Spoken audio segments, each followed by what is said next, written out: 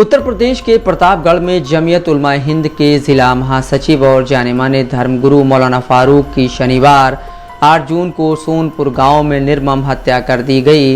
इस वारदात के बाद गांव में तनाव फैल गया। गांव वाले फौरन न्याय और आरोपियों की गिरफ्तारी की मांग करने लगे। न्यूज़ वेबसाइट द क्विंट की रिपोर्ट के मुताबिक उनके एक बेटे मुफ्ती मामून ने बताया, हमारा आरोपी के साथ पहले कभी कोई विवाद या झगड़ा नहीं हुआ था। वह अक्सर हमारे घर आता था। यहाँ तक कि रमज़ान के दौरान भी उसने हमसे कहा था कि उसे मदद की ज़रूरत है, इसलिए हमने उसे अनाज दिया ताकि वह अपने परिवार का पेट भर सके। फारूक कादीपुर गांव में मदरसा चलाते थे और मुख्य आरोपी चंद्रमणि तिवारी के मददगार थे। इस बीच बड़ा सवाल है कि अचानक ऐसा क्या हुआ कि तिवारी ने मुस्लिम मौलवी की हत्या कर दी। तमाम अटकलों के बीच मौलाना फारूक के बेटे मामून ने बताया कि शनिवार की सुबह तिवारी ने मुस्लिम धर्मगुरु को मिलने के लिए बुलाया था। चूँकि फारूक और उनका परिवार नियमित रूप से तिवारी को काम में और वित्तीय मदद करता था, इसलिए उन्हें किसी गड़बड़ी का संदेह नहीं था। मामून ने बताया कि तिवारी ने उनसे ज़मीन के टुकड़े के बारे में पूछा। उसने मेरे पिता को कुर्सी पर बैठाया और ज़मीन का बंटवारा करने को कहा। ज़मीन का यह टुकड़ा अब तक कभी विवाद का विषय नहीं रहा था। अगले ही पल आरोपी ने उनके सिर पर कुल्हाड़ी और लोहे की रॉड से ज़ोरदार वार किया और उन्हें मार डाला। उनके सिर से बहुत खून बह रहा था। वह इतना उग्र क्यों हो गया?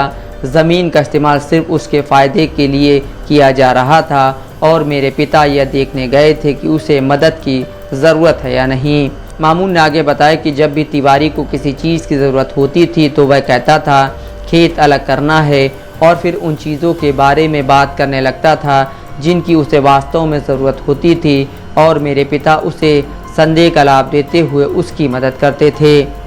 10 साल पहले मौलाना के परिवार ने 10 बिस्वा ज़मीन खरीदी थी। यह ज़मीन चुपचाप तिवारी के पास छोड़ दी गई थी ताकि वह अपने परिवार का भरण पोषण कर सके।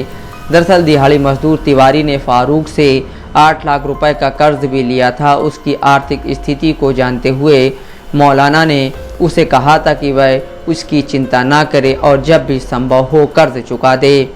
दूसरी ओर मामून ने यह भी साफ किया कि इस घटना में कोई सांप्रदायिक एंगल नहीं है। हालांकि कुछ लोग कह रहे हैं कि इसके पीछे कोई सांप्रदायिक कारण हो सकता है, लेकिन मुझे ऐसा नहीं लगता। क्या उसने किसी के कहने पर उनकी हत्या की, ये मैं अभी नहीं जानता हूँ। फारूक की हत्या के बाद इलाके में बवाल मच गया। तनाव को देखते हुए न केवल प्रतापगढ़ बल्कि आसपास के इलाके से भी पुलिस को बुलाना पड़ा। फारूक के बेटे ने कहा कि भले ही डीएम कह रहे हो कि वहां करीब 50,000 लोगों की भीड़ थी, लेकिन ऐसा नहीं है। हत्या के खिलाफ गांव वालों के विरोध प्रदर्शन के बावजूद किसी ने कानून व्यवस्था नहीं तोड़ी। एसएचओ धर्मेंद्र सिंह के मुताबिक यह ना तो किसी संपत्ति का विवाद है और न ही कोई सांप्रदायिक मामला है। आरोपी ने आरोप लगाया है कि उसने एडवांस में कुछ पैसे दिए थे जो वो वापस मांग रहा था। पुलिस ने वारदात के दिन ही एफआईआर दर्ज कर ली थी। इसमें 5 लोगों के खिलाफ आईपीसी की धारा 302 जैसे आरोप शामिल हैं। मामले में अब तक देवी प्रसाद और तिवारी की पत्नी सीमा को गिरफ्तार कर लिया गया है, जबकि अन्य 3 की तलाश जारी है। Bureau report, Dastak live news.